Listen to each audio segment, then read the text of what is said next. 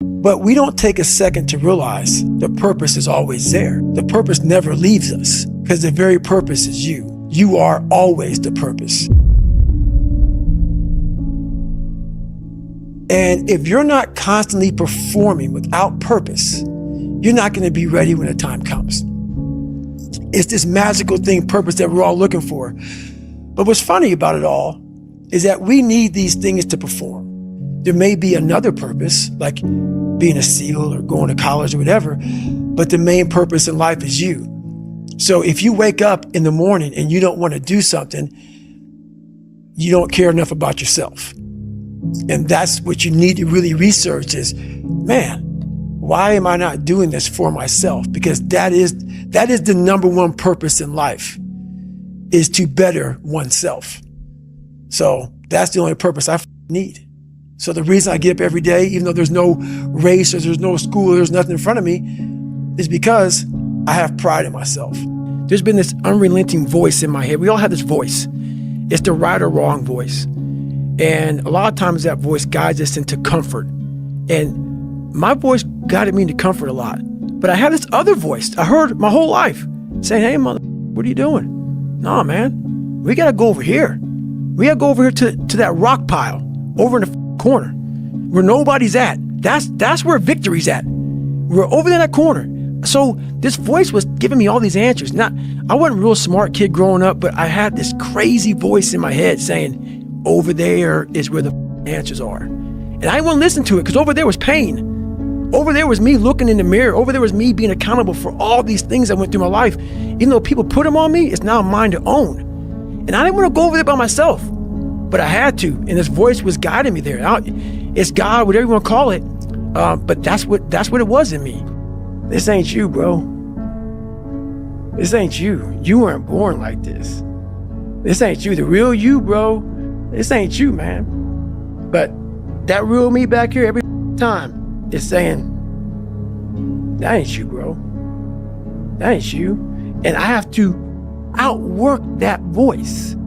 I believe in a higher power. Don't know the name, don't know where it's coming from, don't know anything like that.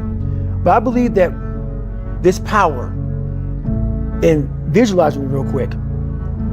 Let's say it's a man up there or a woman, whatever, and they have a chart. And when you're born, they say David Goggins, born February 17, 1975 at 6 a.m. They write the chart down because they can see everything. They know exactly what you're supposed to be.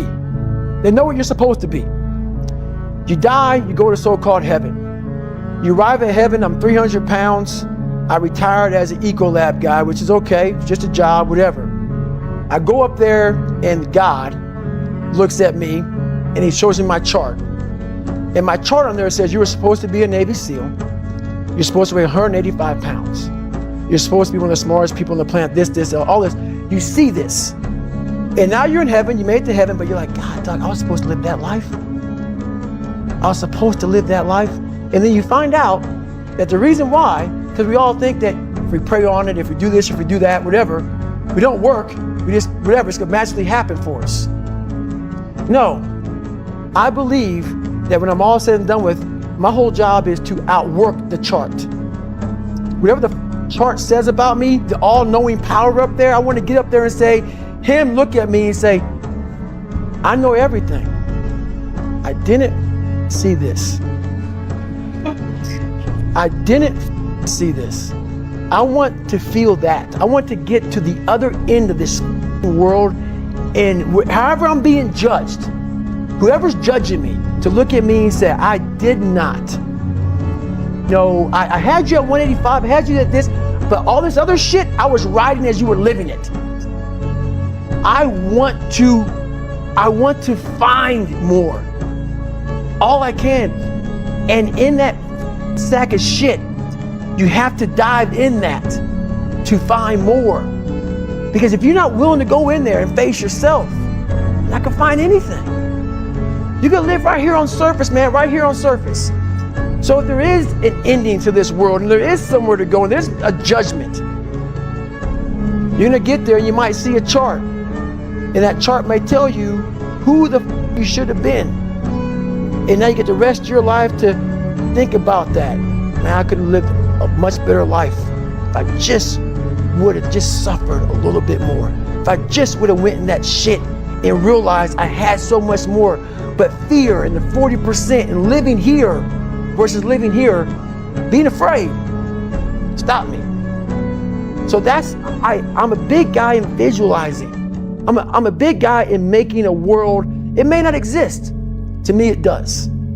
To me, it does. And I'm overpowering myself every day. And you got to find tools to do that. That's the tool that I use. So that's what it's all about. I became obsessed. With being the baddest that God ever created. Am I that? I don't care. I believe it. And I was trying to tell him, once you become obsessed with something, it's okay to be unbalanced for a while. It's okay. Don't be all this stuff people say, you got to be balanced. To be the best in the world at what you do. It's not about being a Navy SEAL, people. The best at what you do, you have to be unbalanced to find every bit of energy and strength that you have to pull it off. Then you get balanced once you become great. And then you help other people become better from you being the best in the world. So if your family doesn't understand, why are you so daggone crazy? Because I'm trying to be the best I can to give you the best that I am. And it takes being obsessed to where people think you're crazy. What do you think most people get wrong about motivation? They think it's a permanent fix. They think it's something that is a constant. They think that maybe once I get it, I'm gonna hold on to it. And that's the thing about that I was telling you, that I always talk about, nothing is permanent. Nothing is permanent. And a lot of times you have to learn to perform without motivation. You have to learn to perform without purpose. You have to learn to perform a lot of different things. And that's what people think. They think I need to have this motivation to work out, to study, to be better. So if they don't have it, they just don't do it. And that's where you fail. You have to learn to train your mind well beyond motivation. If you have motivation, that's great. That's some kindling to the fire. All it takes is a little bit of spark, you can burn the whole forest up. But motivation, you have to learn to exist without it. You have to learn to be, you have to be your best self when you're least motivated. And that's the tricky part about all that shit. Motivation is just a word. You have to have these different things in your mind on where you want to go and know that motivation is not going to get me there. Because I'm not going to always be motivated. There's no passion, there's no motivation, there's no, oh my God, man, no. It's every day of your life just doing. No passion, no discipline, no motivation. All these words, I hate that so many people use these words now because it's watered. It's someone sitting in the room by themselves and they figure themselves out and say, God, this is gonna f***ing suck. Where's passion when you're 300 pounds? Where's the motivation when you can't read and write? Where is it? So how did this happen? I just did. I said, maybe at the end of this journey, there'll be something there for me. If not, I can read. If not, I'm 185 pounds. There's no magic potion. There's no, oh, let me wake up and look at some shit. No, all those words are overused. They're bullshit. It's all bullshit. Just do. You're living. How do you want to live? How do you want to die? How do you want to be remembered? That's it. That's it. Period. You have to be open-minded to the possibilities that I can do this. Once you shut your mind down to the possibility that it can be achieved, there's no way it can happen. So that's why my eyes and my body light up about things, because I know that if you're in a fight, you have to attack. You have to keep attacking. The enemy has to know he is not going to give up. You must break the soul of whatever the f*** is in front of you. That's what I realized. I was never breaking the soul of anything in front of me. So that's why I came up with this thing called Taking Souls in my book. I started to devise ways to break a soul. of a human being, of an object, of whatever's in front of me. If you keep on attacking something, nothing wants to stand in front of anything that is relentless. Nothing. This is what I say to myself. Self-talk and visualization are the two keys to my success. I believed for that last 19 miles, I was indestructible because I took myself in that chair, crapping up my back, peeing blood down my leg, shin splints, stress fractures. I use all that for motivation versus negativity. I use it for motivation. I said to myself, who on this earth would still be going right now? You are. You are. You gotta be the hardest on the planet. Is it true? I don't give a At that time, it got me to the finish line of that race. I believed it. I believe it today. I believed it enough to where my body said, he's not gonna stop. And I took all the negative things. I need to go to the hospital, this and that. And I used it all. Who the hell could even get out of that chair? You did. Who the hell would even think about taping stress fractures up? You did. All those things I used for motivation. I'm not good enough, smart enough. I'm not talented enough to do that. Some people are. Some people can start at 1. Some people don't have to start at all. If you lack talent, you can't sit back and say, I'll start in half an hour. I can't do that. I gotta start now. And after I get back from starting, I gotta start again. And then when I get done with that run or that study session, if it wasn't good enough, I gotta go back again. Because repetition is what taught me everything. So you can honestly outwork anything. But where do you go to? You wake up on a morning, it's cold, it's wet, it's dark, you've got no cartilage in your knee, you've got shitty shorts, whatever it is that's the issue today. Keep talking. You've got these problems, right? I need you to keep talking about what you were just saying. It's warm on the couch. Your missus says stay in bed. It's comfy, it's cozy. You've got work later on. You had an argument last night. You're slightly hungover. Because I know everybody ain't going to do what I'm going to do. So this is how you level up. That's how you level up.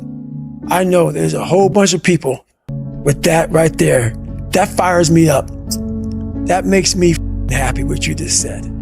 That brings joy to my life right there. Why? Because I know there's so many people that have the ability and just refuse to get off that couch. Refuse to study a few more hours. Refuse to go deeper, to go further. And that's where I gain the advantage. It's so easy to be great nowadays, my friend, because most people are weak. Most people don't want to go to that extra mile. Most people don't want to find that extra because it sucks. It's miserable. It's lonely. You talk about that you were kind of, lonely by yourself.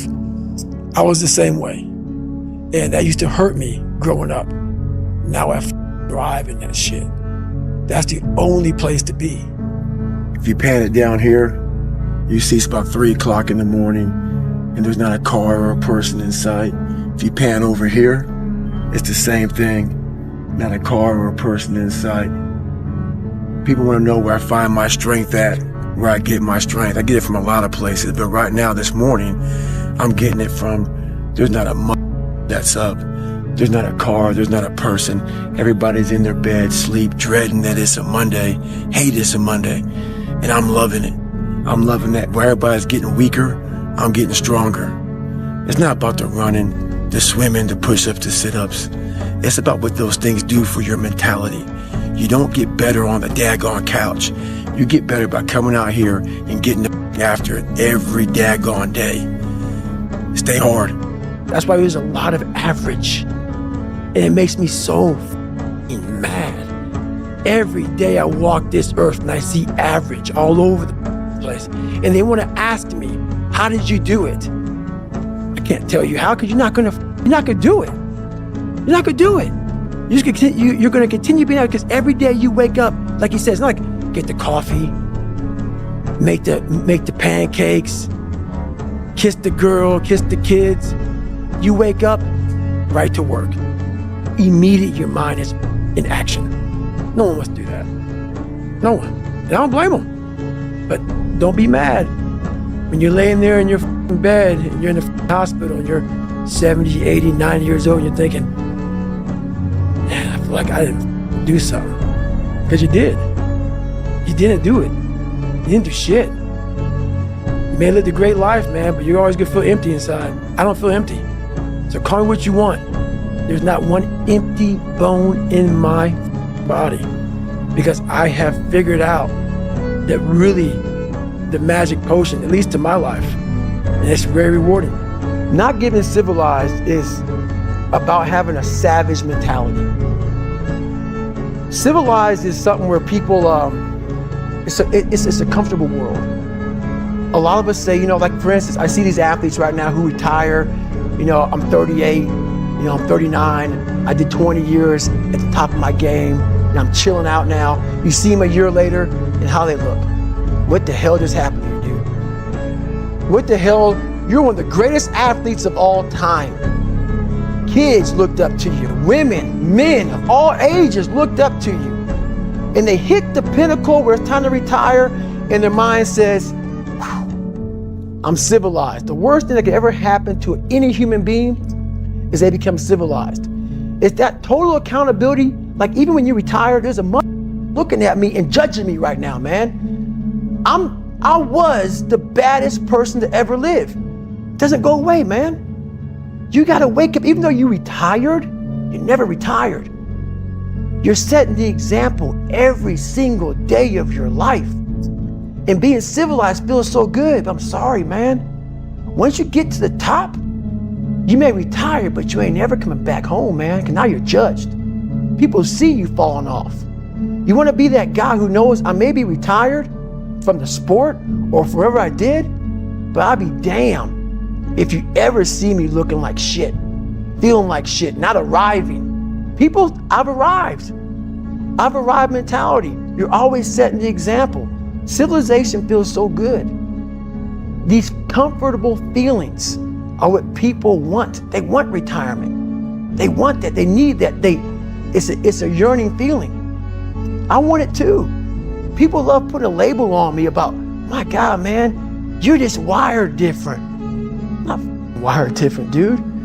I'm thinking right now, after I got past my stuttering thing, now I'm on a roll, I'm good now. You know what I'm thinking about right now?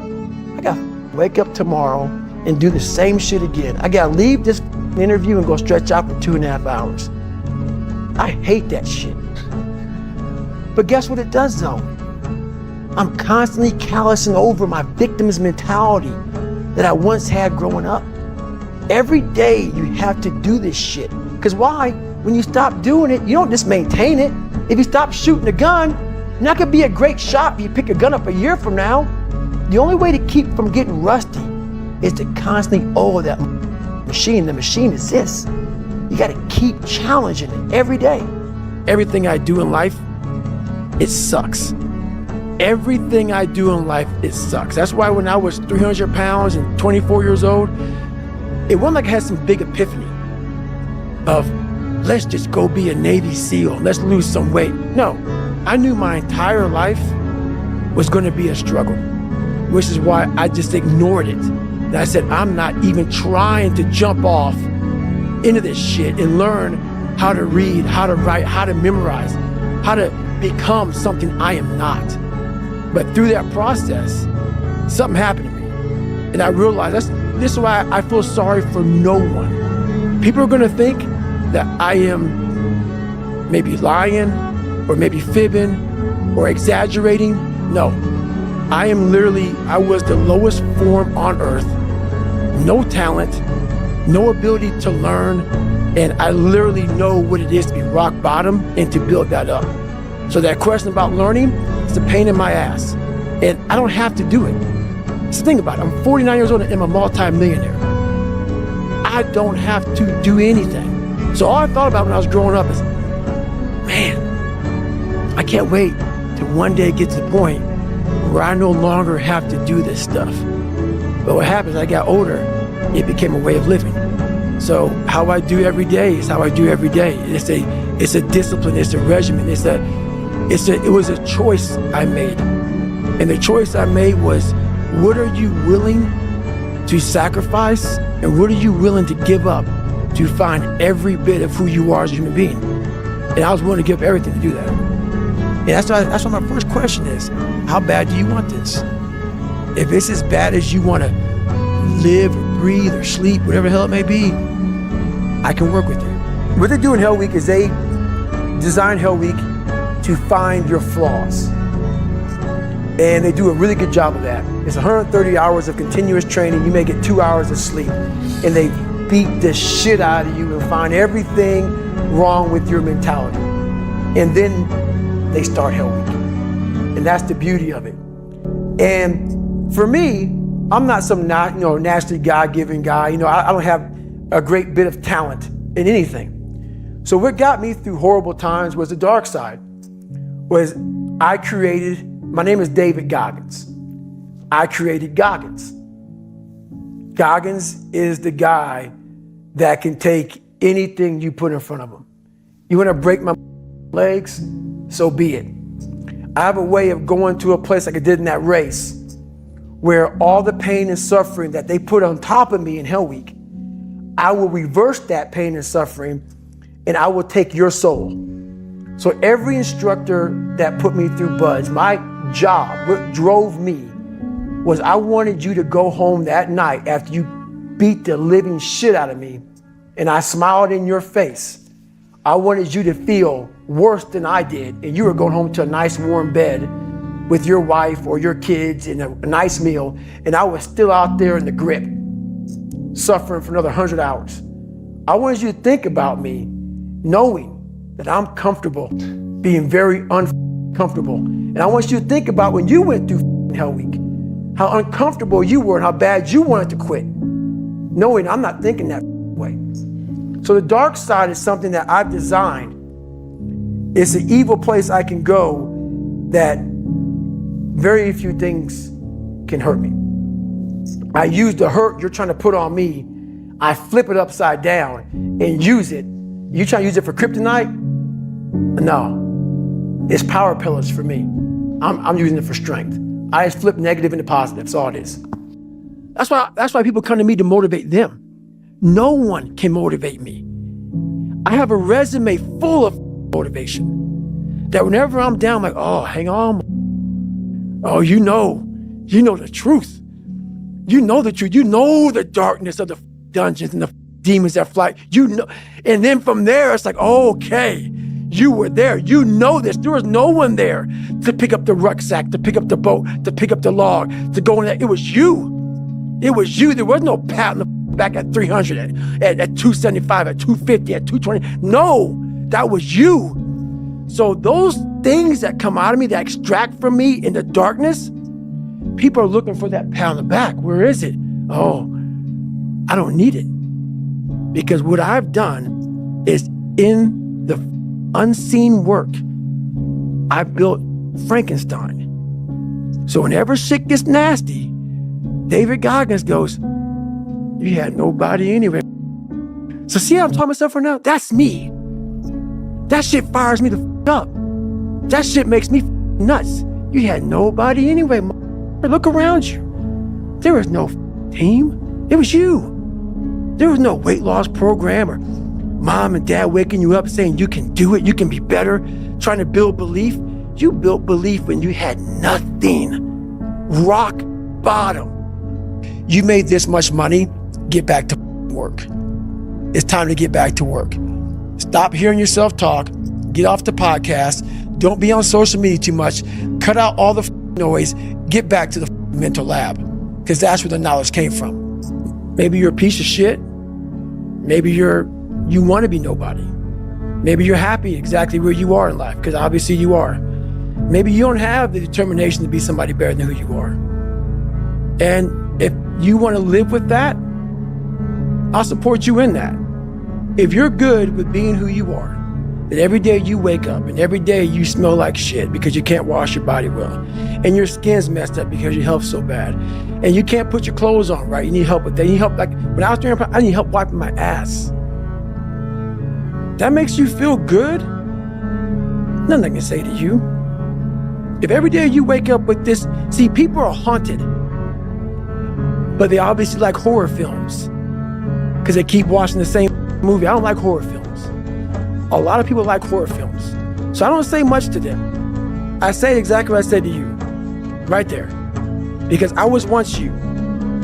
I didn't like horror films, so I changed it.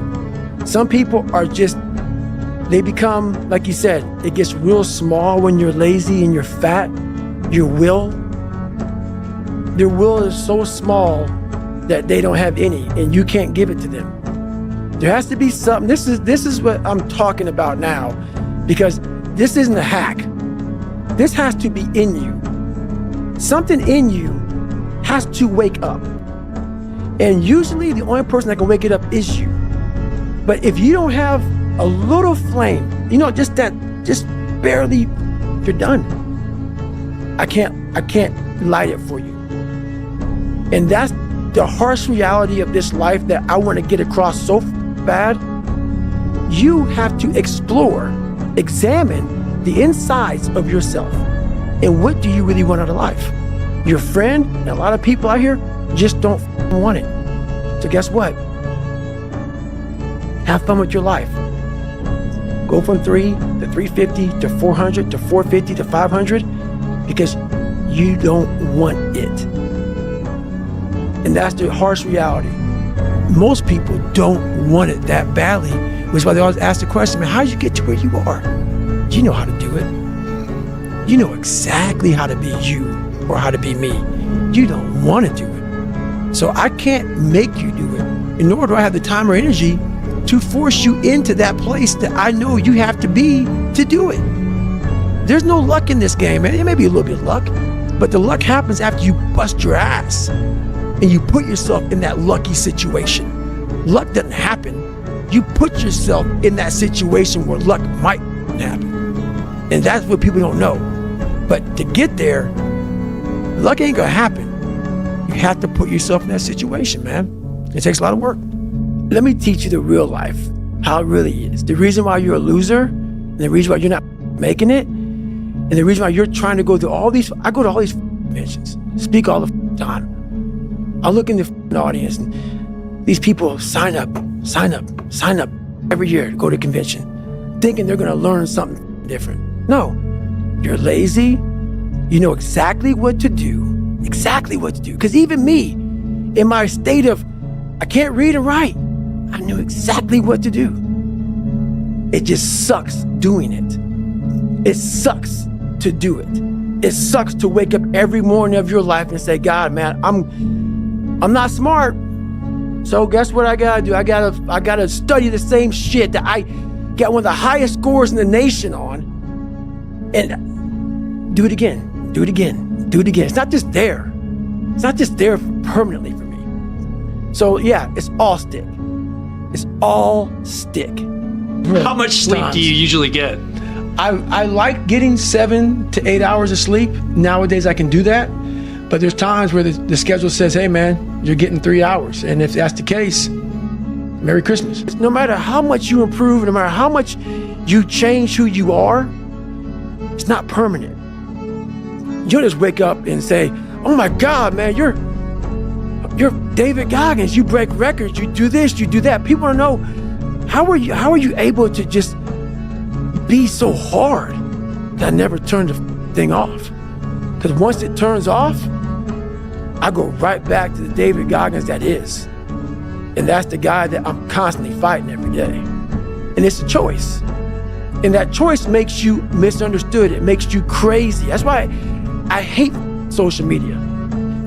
Right now in life, your family's looking for that one guy right now. They're looking for that one guy who's strong, who's that pillar for the family in hard times.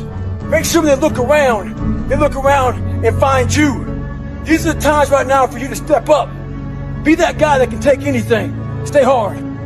Make up your own mission statement. What do you want to be in life? And once you do that, now you can work with somebody to get better. You can work with yourself to get better. But until you know what you want to stand for, you will always just be sitting down. You'll never stand for anything. This is why I say stay hard. Because when you weren't given the gifts, the only thing you can do in life is stay hard. And I know people cannot stand me. They can't stand this talk. This is all you can do. There's no magic pill or a magic potion. All you can do is outwork the man that God created or woman in you. There's no hacks, bro. It's you against you. You against you. And if you misunderstand that, you have a real problem. A real problem. I can understand you misunderstand me running down the street, shirt off. This, yeah, I can get it. I get it. If you misunderstand what I'm saying right now today, the problem is you. And you don't want to fix it.